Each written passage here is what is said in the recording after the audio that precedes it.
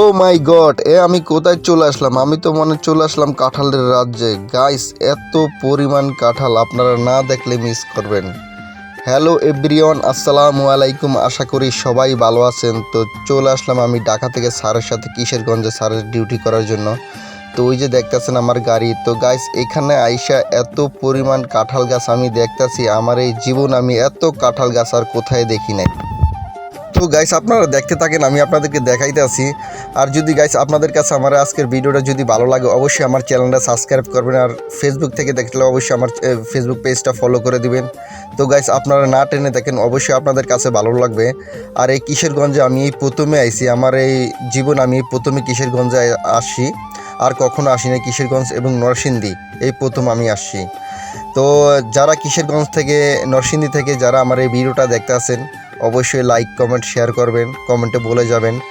তো আমি এইটা কিশোরগঞ্জ কোন এলাকা আসলে আমি জানি না, আর আশেপাশে কাউকে দেখতেছি না, জিজ্ঞাসা করবো যে এটা কোন এলাকা কিশোরগঞ্জের। তো আমি জিজ্ঞাসা করতে পারতাছি না, কেউ আশেপাশে নাই। তো আপনারা যদি এই জায়গাটা চিনে থাকেন, অবশ্যই আমাকে কমেন্ট করে বলবেন ইনশাল্লাহ।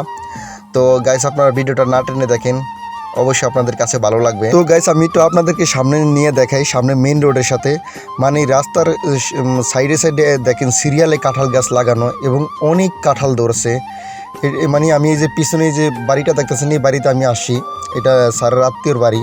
তো এখানে আসি।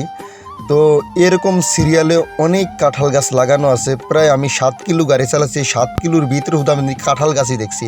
এখানে অন্য কোনো আর আমি গাছ দেখিনি, শুধু সিরিয়ালে কাঁঠাল গাছ আর কাঁঠাল গাছ।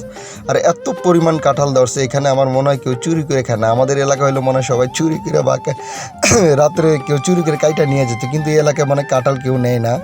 দেখেন, একদম হাত দিয়ে আমি লাগিয়ে ছিঁড়তে পারবো, অনেক কাছে একদম কাঁঠাল।